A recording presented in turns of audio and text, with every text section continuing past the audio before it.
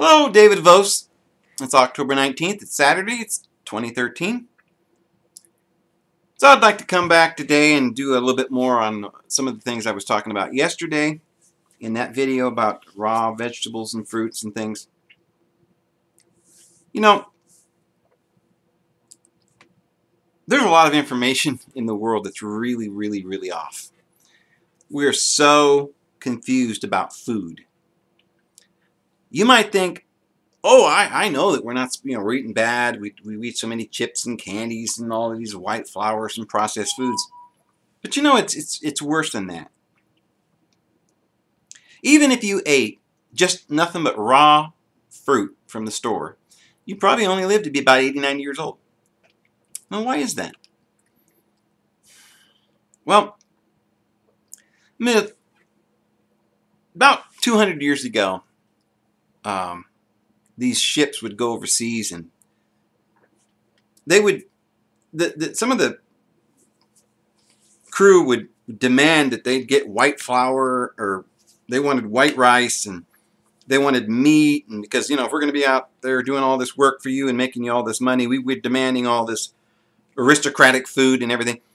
Well, then about, they'd be out there for 2-3 months on the ship, on this cruise, and some of them would get rickets and Lyme disease. Well, they didn't know what those things were at that time, and they didn't know why they were coming down with these diseases. And then finally they figured out that if they gave them limes, hence Lyme disease, they didn't get these diseases. Well, at first they didn't know why, so that's why they called it Lyme disease. But then later on, scientists began to try and figure out what it was that was in a lime that made these people not get sick. They discovered it was a nutrient we call vitamin C.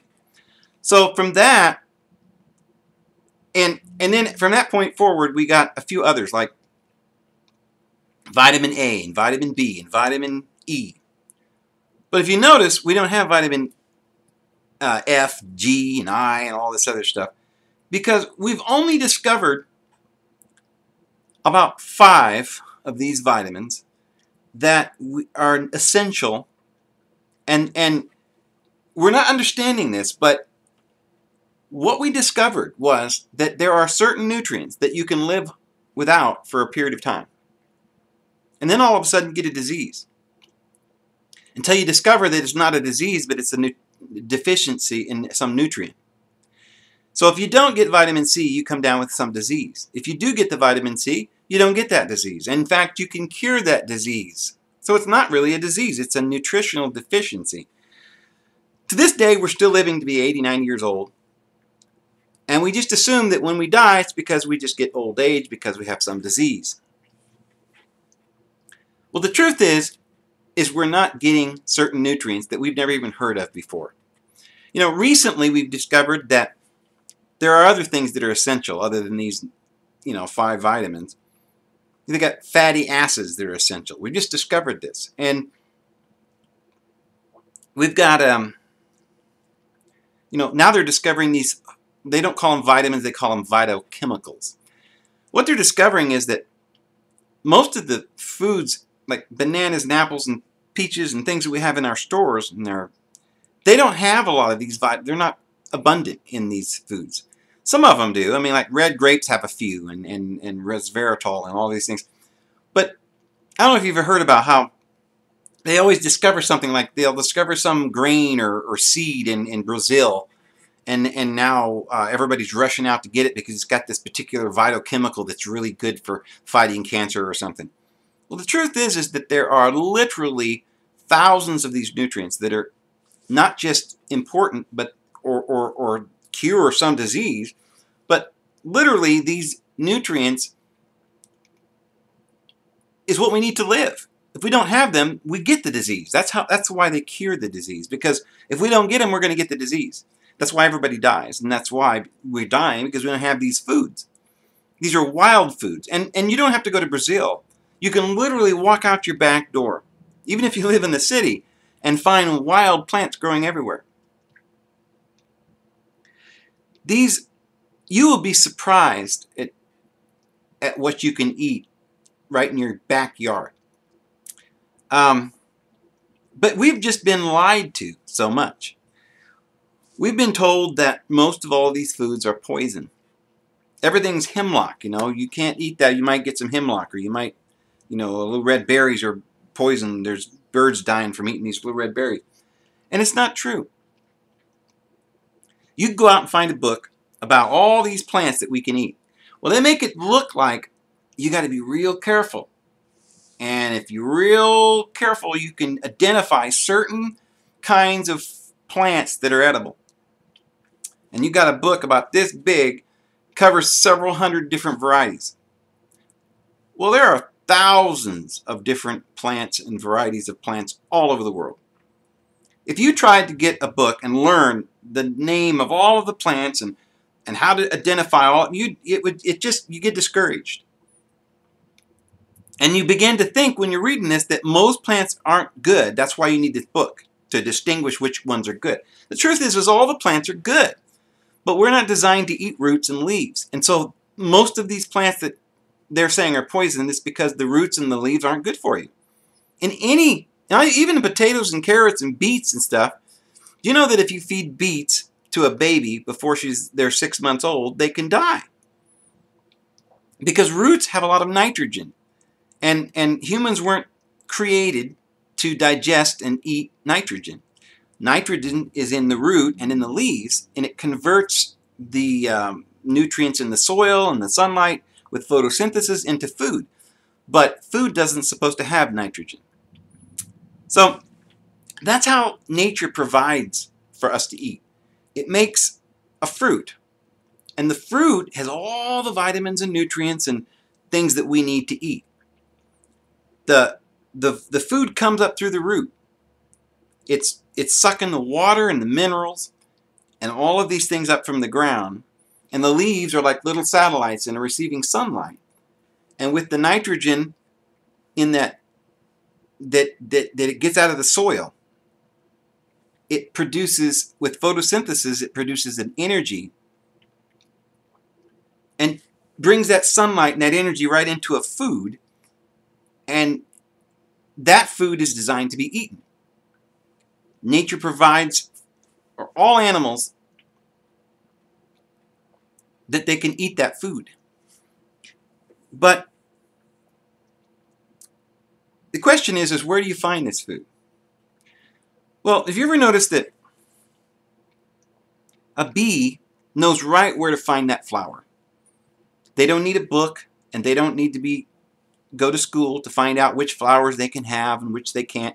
How is it that they know exactly what they're supposed to be doing? According to science, it says they've got radar. Right in their DNA, they know exactly where to go.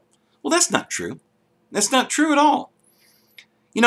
Humans have a thing we call smell. And if there's something that smells good, we know it smells good. We go, what's that smell? And we go right to where the area is where it's making the smell. And we know right where it is. We hone in on it. That's radar. We don't know how the bees find their flowers. But if you ever look at a flower, you notice it smells good. And it's colorful. They're yellow, red, purple flowers. Humans may be the only species that has the vibrant ability to see these beautiful colors. We don't know how other animals smell or see. We know that deer may be colorblind. Dogs may not see all colors that we see.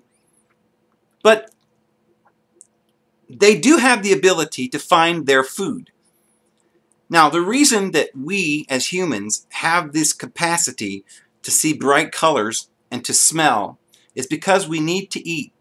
That's why, nowadays we've been fooled into thinking, oh, well, it's beautiful. What does beautiful mean?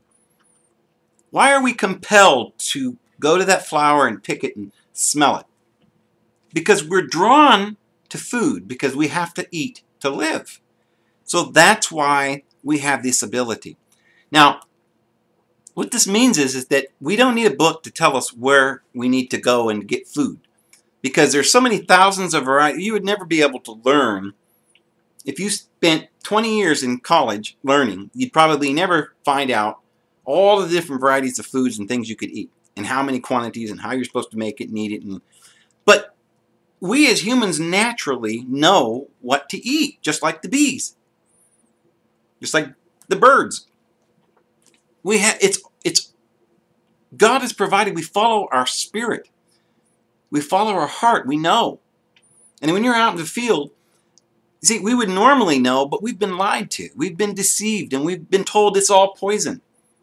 And the only thing we can eat now is these things that we've prepared and processed in our house. We got to cook it because it could be poison. And it's not true. The truth is there's every fruit, and this is, we've never been taught this, and we wouldn't need to be taught. It's just knowledge that we would naturally have. But we've been brainwashed to such an extent we've forgotten. But you go to a flower because that's food. Behind every flower, there is a bulb or a fruit. You say, well, that's not true because apples aren't flowers. Yeah, they are. Whenever there's a fruit, it always has to blossom. And the blossom is the smell and that color that draws all the animals to it. It's this way that nature doesn't have to make a flower yellow. It doesn't have to make it smell good. But it does that for the animals to know where the food is. Here's another point. Some of the scientists are saying that certain food have thorns and thistles, and that they've evolved in order to protect their seeds and to protect that ability to propagate, because if the animals ate the seeds, they wouldn't be able to propagate. So they've developed these defenses. And that's not true. That's like saying that flowers are yellow because they've evolved because they want us to eat them. It's ridiculous. Flowers are yellow because of the fiat of God and the wonderful beauty of nature in that it provides for animals and humans to find food. The smells are there not because they've evolved that way, but because it's designed that way so that we can find that food. And those thorns are there to protect that food from predators. You go to a desert, and most of the food that's available there has thorns. A lot of the desert area is covered in mesquite, and it has thorns that big. Now, there would be no reason for that tree to have thorns, and it's not evolved so that it can propagate. It's there to keep the coyotes and all of the other bears and deer and things like away from that, so that because there's there's not that much food in the desert, so that food is being preserved and protected so that humans can go there, and humans have little fingers that they can reach in between the thorns and pull the fruit off. And that's true of cactus, and that's true of most all of the food that thistles that grow all over the desert. You can go to a thistle, and at this beautiful flowers there, it draws you right to that beautiful purple and yellow thistles, and you pull the fluffy part on the top up, and there's all these little seeds there. And you can eat them seeds. And the bulb, if you peel it, just like you would peel an apple, you can eat that. That's the fruit. And so, nature has provided for humans to eat. But we have forgotten the way that we are being beckoned to our food, and we have lost sight of it. You have to understand that back in the 1800s, when they discovered vitamin C, they were so excited about it because they said, look, we've discovered this nutrient that's essential. And they found 5 of these, vitamin A, vitamin B, vitamin E, vitamin C. And they said, well, these are essential. Why? Because we discovered that if you don't have vitamin C, you get rickets and Lyme disease. We're still getting diseases. You see, this Lyme disease was never a disease. It was simply a nutritional deficiency. And that's the case with muscular dystrophy, Alzheimer's, and all of the other diabetes. All of these diseases are caused from nutritional deficiencies. We're not getting the vitamins and the nutrients that we need in these 4 or 5 or 10, 14 different vegetables and fruits that we have in the store. We need wild plants. Most of the plants that we have in the store, they don't even have seeds. They're hybridized, and they are not capable of reproducing themselves. Of course, the Bible says we eat the food that with the seed therein, in Genesis chapter 1, verse 29. So this is how we know what food is. We go to the flower, and behind that flower, everything blossoms, and then it makes a bulb or a fruit. Just about every fruit, I would almost guarantee that every fruit in nature is edible. If there was any fruit in nature that's not edible, any bulb of fruit that's behind a flower, it may be 1, 2, 3 different kinds in all the world. I would say that instead of buying a book that tells you all of the different kinds of foods and wild plants you could eat, you'd be much better off just to go find a book, and it'd be about 2 pages long, of all the foods and fruits and wild plants that you cannot eat. It would consist of hemlock and 2 or 3 other little things, and I will guarantee you that almost everything in there that you're not supposed to eat can be summed up this way. We don't eat roots and we don't eat leaves. There's a lot of astringent saps. That sap isn't ready to be eaten. That sap is nourishing. It's a sugary sap. It's not to be eaten. Maybe a lot of chemicals in it. When it gets to the point where it feeds that fruit to build the fruit, it's perfect nutrition to feed those seeds so it can grow. And it's also perfect nutrition for animals and for humans. And that's how you know what to eat. Very rarely will that fruit have any poisons in it because it's not designed by nature. So if you're going to find a food that's poison, it's probably going to be the root or the leaf. Now there are some roots that you can eat. There's, you can eat tobacco, but it's very, very bad for you. It's very bad for you to smoke tobacco or to take nicotine or coffee. The leaves and the roots of most of these plants are just, you can take them, you can use them, but they're not good for you. So, it's like some things like onions, they're a root, and they might be good for flavoring or something, but it's not really good, something you'd really want to eat. They're usually, you say, well, it sounds great, Dave, but it doesn't really seem to be true. I mean, I go out in my backyard, there's nothing to eat. Well, there really is. You've been lied to. Pretty much anywhere in the world you go, you can just step out your back door, and there's all this food you've never considered is really good for you. Think about California.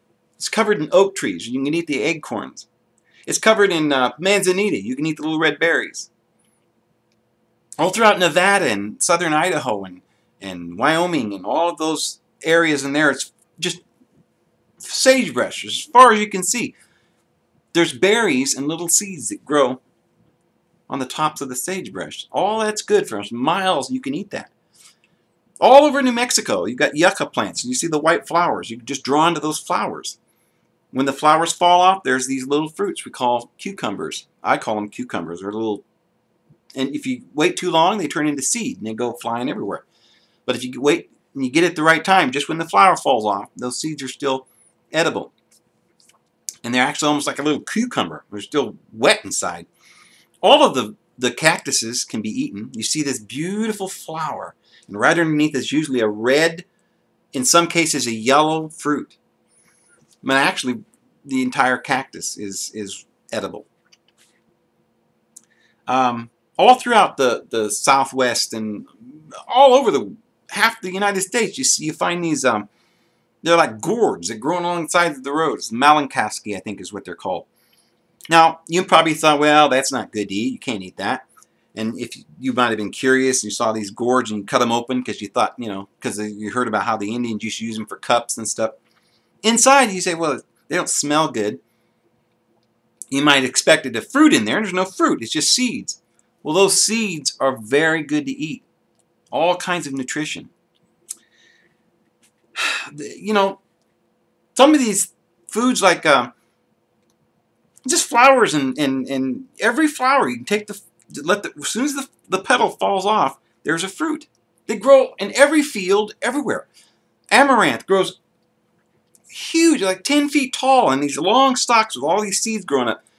We just think they're weeds, and if we didn't know they were food, we'd die. We'd starve to death. But they're edible, and they're not just edible, they're delicious. Cotton. We think cotton is something that you wear.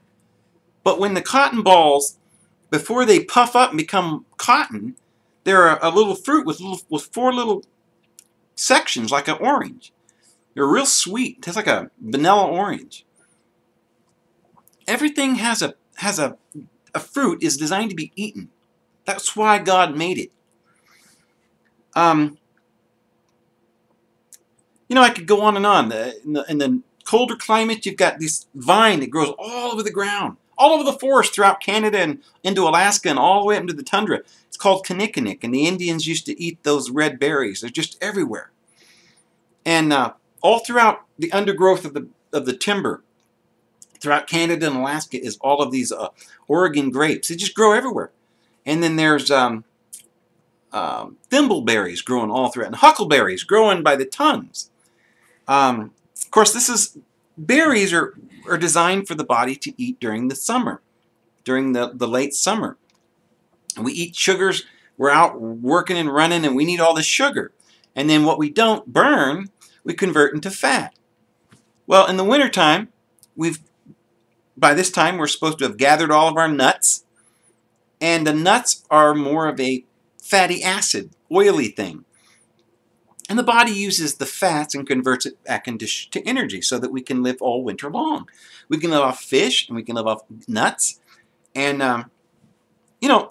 again, all over Canada and all over Russia and all over the northern, from the 45th parallel up is all pine trees. And even down in Florida. And it's full of pine nuts. Again, the body needs, during the winter months, it needs all of these fatty acids. The oak trees, the hazelnuts throughout Oklahoma and Arkansas, and the walnuts, acorns, and everything. It's just everywhere in the world you'll find food growing all over the place. The grass. It doesn't matter where on this earth you grow. Even if there's no vegetation like trees, there's going to be grass. And almost every grass that you look down and look, it's some kind of wild oat, wild rice, wild rye, wild, millet, wheat, some kind of a grass with seeds growing on it. A lot of times we look at those seeds and we think, well, they're too small, they're all grainy, and they don't look good, and we couldn't eat them. Just rip them off, just pull them off, and you'll get them into your hand, a pile of little seeds, and put them in your mouth and start chewing them. At first, because you're not used to it, it may seem a little fuzzy, but you can eat a little of that chaff. It's good fiber. Okay, but you chew that up, and there's lots of protein inside all that little chaff, and you're going to swallow it, and you can live off that. Anywhere in the world.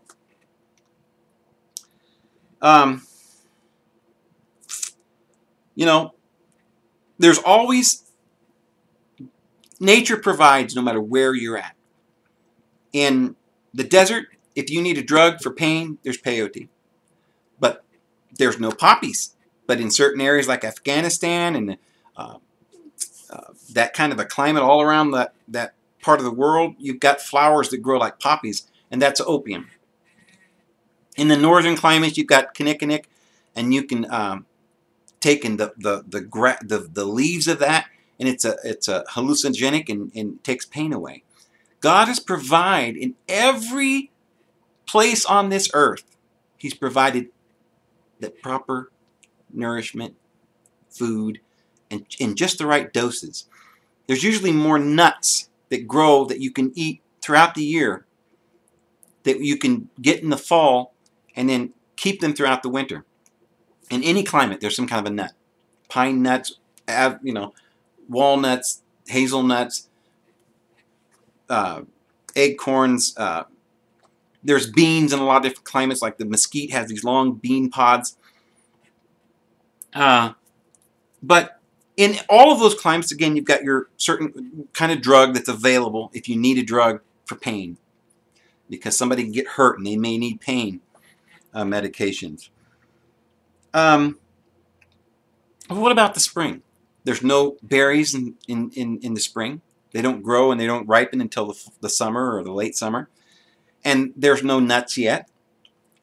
Well, when the snow begins to melt, or even in climates where there's not much snow, as soon as it begins to get spring, it starts to green up and there's a little bit of rain, and the grass begins to grow. And we can eat grass, and it's not just grass, but there's all these plants and flowers. Just about anywhere you go, you're going to find wild carrots, and these flowers growing up, parsnip, there's wild asparagus growing everywhere. These gourds that we were talking about have all these seeds. Elm trees grow everywhere throughout the United States, and they have these large, in the spring, seeds that just hanging off. A big, huge, you can fill up a whole gunny sack full in about 20 minutes. And they'll last you all year. And they're delicious. These seeds, they taste like manna or something, you know. Well, not that I've ever tasted manna, but it's like oats in your mouth. And you can just chew it up, and it's just very nutritious food. I mean, I could go on and on and on with all the varieties.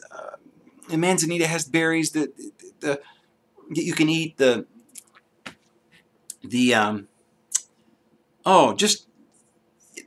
dandelions grow everywhere.